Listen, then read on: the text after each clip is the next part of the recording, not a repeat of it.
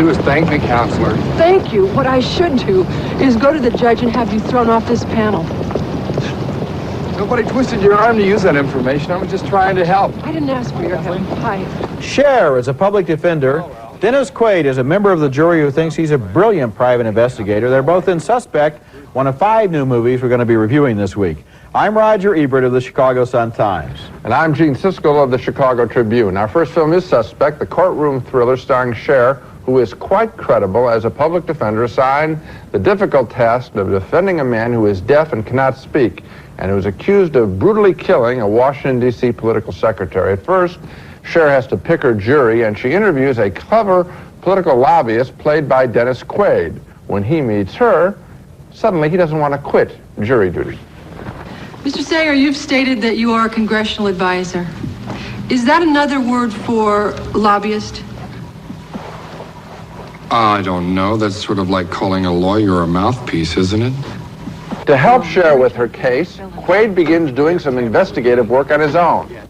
Of course, any contact between an attorney and a juror is forbidden, and the judge in this case suspects Cher of such wrongdoing. I saw you in the parking lot the other day. I had the impression you were talking with one of the jurors. Have you had contact with a juror on this trial? No. Well, she's lying, but that doesn't stop Cher or Dennis Quaid, who continues to go to great pains to help her, even getting his chest cut in a knife fight with another suspect.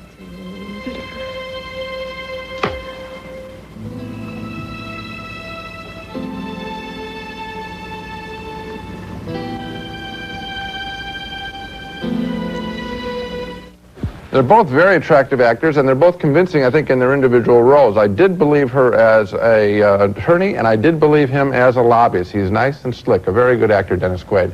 But the movie's script has its ups and downs. Still, I'm a sucker for even halfway good courtroom dramas. It's the lawyer I always wanted to be in me that makes me go for them. And this one not only held my interest as just a piece of law, but I couldn't correctly guess the identity of the killer. That doesn't happen too often, and I enjoyed that. It's a clever film in that aspect, well acted. Some scenes are overdrawn, but for me, thumbs up for Suspect. Thumbs down for me, and I like the acting too. I thought Cher was really terrific as a lawyer. I loved her chemistry with Dennis Quaid. I love the writing. I like the whole theme of the homeless people in the movie, not only the guy in the streets, but also the fact that the main characters are homeless too, and their courtroom is their home. And what about Dennis Quaid as a lobbyist? That whole aspect is I liked all of that, but I want to get to the point. I want to get to the point that you made in your review where you said that the identity of the killer surprised even you. Yes. Well, it surprised even me too. And the reason it surprised both of us is that this movie cheats. And the scene that destroyed it for me is that scene, I won't give it away too much, where Cher stands up in the courtroom and just rattles off about 1 minute and 45 seconds of the answer to everything. It doesn't come from left field, it comes from outside the ballpark. Okay, now wait a minute. And then at that point you say, oh wow, that's the answer, and then the movie's over. Well, wait a second. You have just told me the point that ruined it for me was her 45-minute speech. Do you realize that that is the last, roughly, 1:45 of the movie? In other words, you were liking the movie up until the last 2 minutes. Therefore, I would say you should like the movie. Whoa, you're not right. Because the fact is that by concealing things unfairly for the entire 2 hours, they cause everything else to be in doubt. Don't you understand that? Don't you? I think you enjoyed it. I think that one of the contracts in any kind of a whodunit, one of the contracts you should have a fair chance of getting is that it right. the clues ought to be out there. You ought to have a fair chance. You have no chance in this movie. They're just toying with you. You have a great chance of enjoying all the acting and all the homeless people and all the characters played. And you know who said that? You and me. Yep, but except I don't think people go to this movie to see homeless people. I want to punish them for not playing fair and writing a more intelligent script. Just turn your thumb up a little bit. Right here. Our next movie is named The Killing Time. I think that thumb is going right down again. I think I have a better title for this movie. It's almost the same as The Killing Time, and that would be just drop the "the." Just call it Killing Time, because that's what I was doing while I was watching this movie. A half-baked murder thriller with so many holes in it that certainly makes Suspect look like a masterpiece. Even the characters seem confused. The film stars Beau Bridges as a deputy sheriff who's in love with Camellia Cath, the wife of a hateful local real estate developer played by Wayne Rogers. She wants to kill him, and to protect her, Bridges, the deputy, comes up with a safe plan for killing him.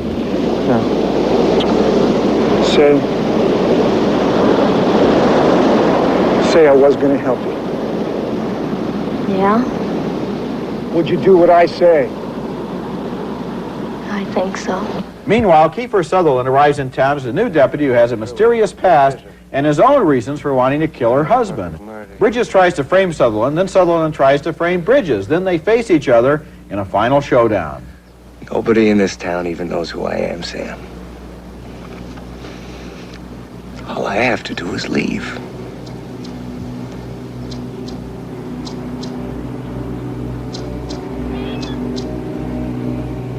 And so there we come up with what we call the fallacy of the talking killer, Yes, which sir. is the thing we've seen in a million movies. The bad guy wants to kill the good guy. He's got a gun on him. It's loaded. All he has to do is pull the trigger and the good guy is dead. No, he's got to talk.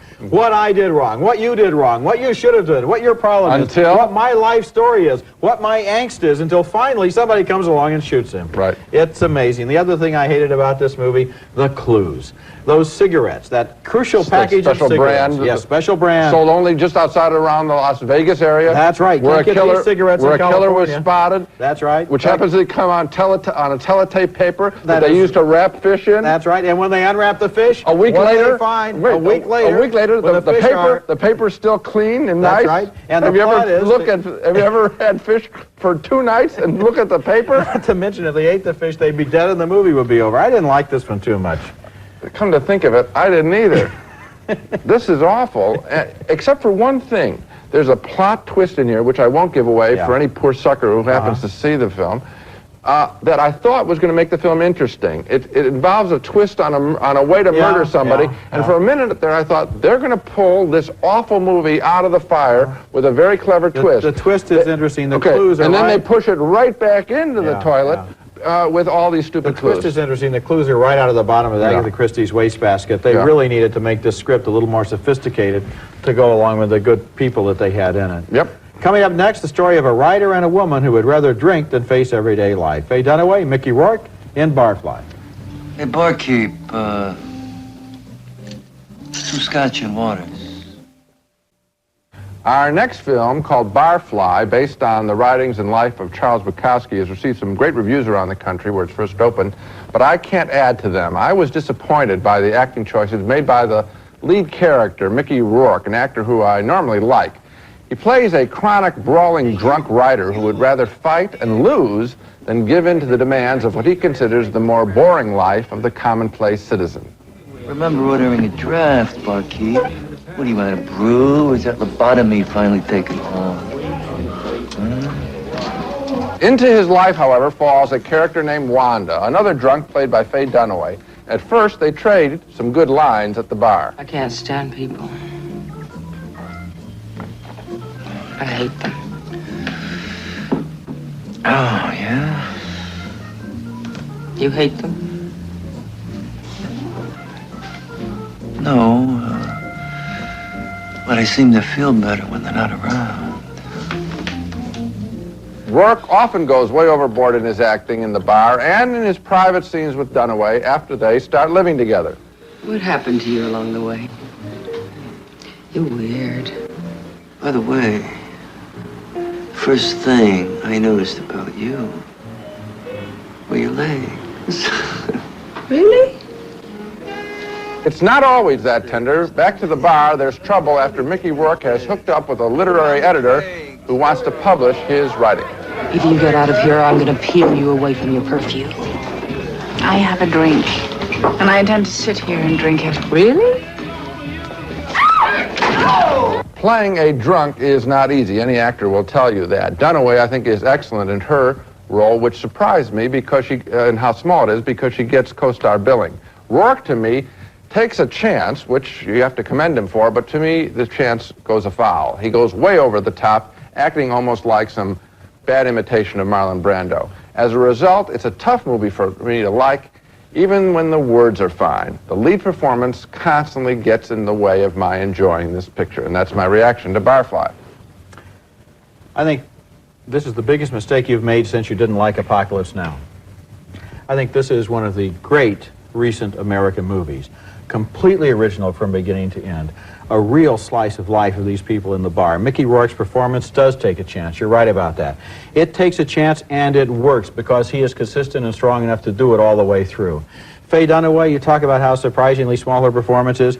This is Academy Award material here. Maybe she's not on the screen every moment. The movie's called Barfly, not Barflies, but I think you're going to find that Mickey Rourke and Faye Dunaway have given two of the finest performances of the year here, and to allow some notion that Mickey Rourke is imitating Marlon Brando to get in the way is a mystery to me. It indicates that you either weren't paying attention to the movie or you don't know what Marlon Brando sounds like. No, what I'm saying, well, first of all, I do know what Marlon Brando sounds like. I've seen a lot of it. Yeah. Okay, well, then that's a gratuitous joke then you're making. What I'm saying is that Mickey Rourke takes a chance and fails. I mean, people can either succeed or fail when they take a chance. And he just sort of slobbers around, wanders around with that voice, and I don't like that voice, and it distracted me throughout the entire film. All that I'm saying with Dunaway is, one, she does a very good job. The role disappointed me because I wanted to see more of her. I wish it were called Barflies. I wish it were more about the two of them. I find the spoiled rich girl who comes at the end to be the editor, to be unnecessary. I wish there'd been more about the two of them. Then I would have liked more of the movie. What about the humor in this movie? What about the humor in it? What about the wonderful dialogue and the nice little plays on words and the way What about the excessive fighting?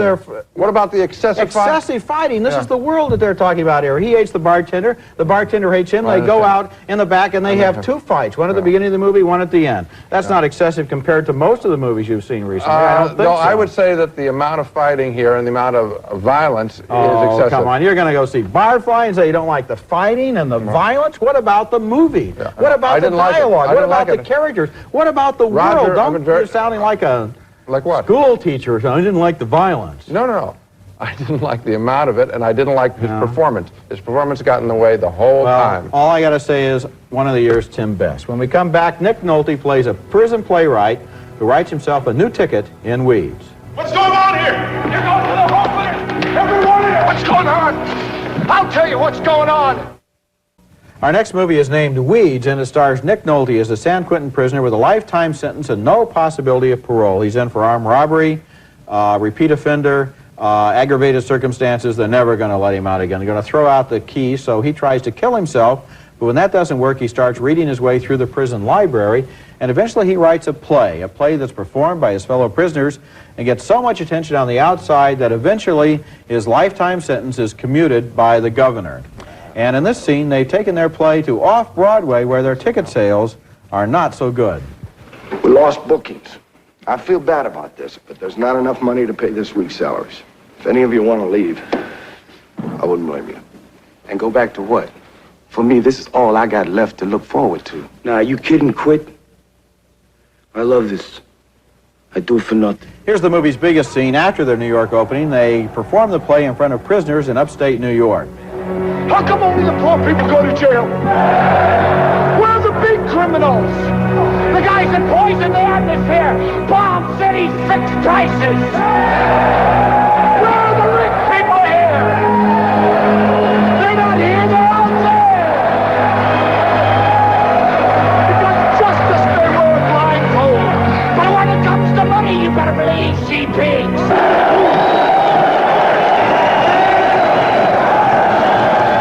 And, of course, that speech goes on to inspire a prison riot, although the rhetoric is about 20 years out of date. Apparently, these guys have been inside so long it sounds great to them. The thing that you don't see in this, in the clips that we've shown, are the camaraderie between these prisoners, who, as they get out and go on the road and try to get this play to Broadway, have a really tightly knit group of people who we get to know as individuals, and that was good about the movie. The whole plot of Weeds is a prison version of one of those old Mickey Rooney and Judy Garland movies, where a group of amateurs put on a play and try to take it to Broadway. So the plot's predictable. But the movie isn't, because there are so many small, offhand, offbeat touches in this film. It's one of those movies where a particular moment will be so great you're still laughing about it during the next scene. The movie has a lot of fun with some of its oddball characters, including Anne Ramsey, who plays Nolte's sort of ramshackle mother. When the guys go to Sardi's to wait for the reviews to come out after their Broadway opening, she steals the show. Well, once again, we disagree, and we disagree again because I can't handle the central character. I will admit to you that some of the, first of all, the premise is not one that really excites me, even though this is based on a true story. But I think the true story is probably far more interesting than this film. But But the Nick Nolte character, to me, is just too patently heroic. It's too much of a turnaround. You know what's going to happen when the movie starts. You know that the man who cannot be paroled will be paroled. He is going to transform himself and all those around him and be the great savior. And I found him to be, as with most saviors in most movies, to be crushingly boring. And even though he's given all these great speeches, I think it's not Nick Nolte's fault as much as that he's given a role that's just too big for anyone but some godlike figure to play. Well, I don't know. I think they made some attempt to make him more human. For example, the fact that he plagiarized most of his hit play that got him out of jail, so he should be back in again for plagiarism. That's a line. That's just a line that he says. No, it's a whole element of the movie. It's important to the plot. But what I liked about the film, and to repeat again, is all of these little characters and the particular moments. There are moments of huge laughs in this movie, 4 or 5 great big laughs. That's good enough for me. I agree with you that the story is utterly predictable, and that's not where I'm making my stand, okay? Okay. Utterly predictable story that he recommends you see. Coming up next, Hope and Glory, a child's view of World War II, which for him, incredibly enough, some of the time was just a lark. Lovely! Lovely! Come and see the fireworks, Billy! Come on, look at that! Our next film is called Hope and Glory, and those are the emotions that writer-director John Boorman seeks to find and evoke in this childhood memory of England under attack in World War II. It's a very strange approach that takes a bit of adjusting to, a child's eye view of the war in suburban London. Here the young boy, his mother, and his older and younger sisters take shelter from the bombing.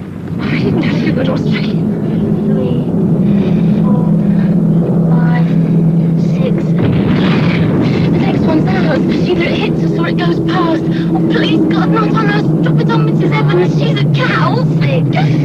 That's a good scene and typical of the movie, because the film does swing from that kind of fearfulness to nervous humor to silliness, as in this air raid gas mask scene. Will you please, slowly. In, out.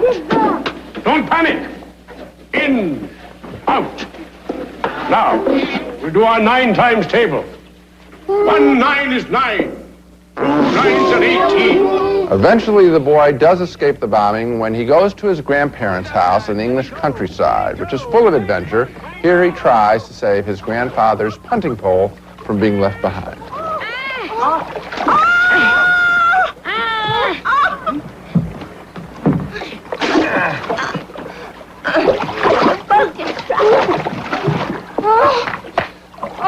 Now there's a lesson for life.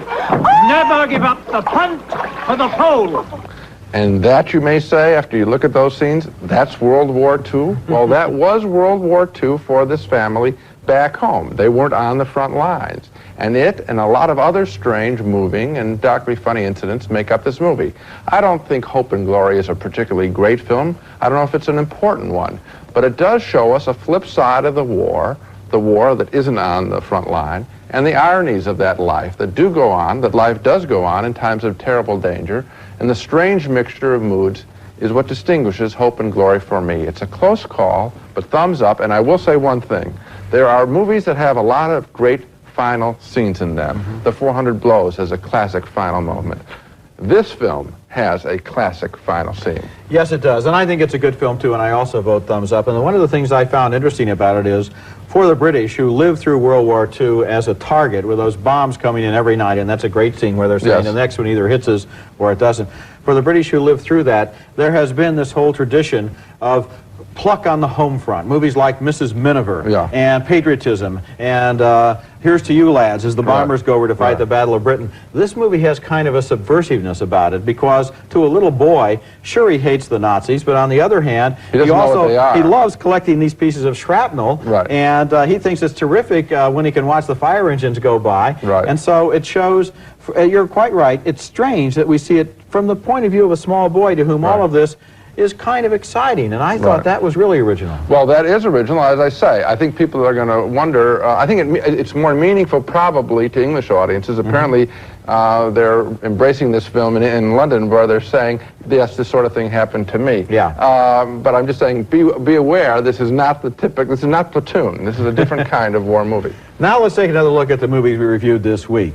We disagreed on Suspect, the courtroom drama with Cher and Dennis Quaid. We both liked the performances, but I thought the ending didn't play fair. 1 thumb up, 1 thumb down. Complete unanimity, however, on The Killing Time. We both thought it was a waste of time.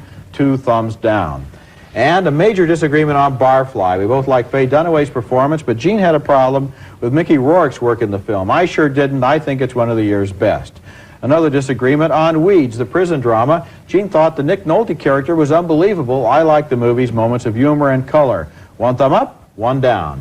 And finally, 2 thumbs up for Hope and Glory, the bittersweet story of how one British family lived through World War II. So, the only one we agree on is Hope and Glory. Right, and then I like Suspect, and you like Barfly. I sure do like Barfly. I think it's just a terrific movie, right? That's it for this week. Next time we'll be back with reviews of The Prince of Darkness by Halloween director John Carpenter and The Sicilian, based on the novel by Godfather writer Mario Puzo. That's next week, and until then, the balcony is closed.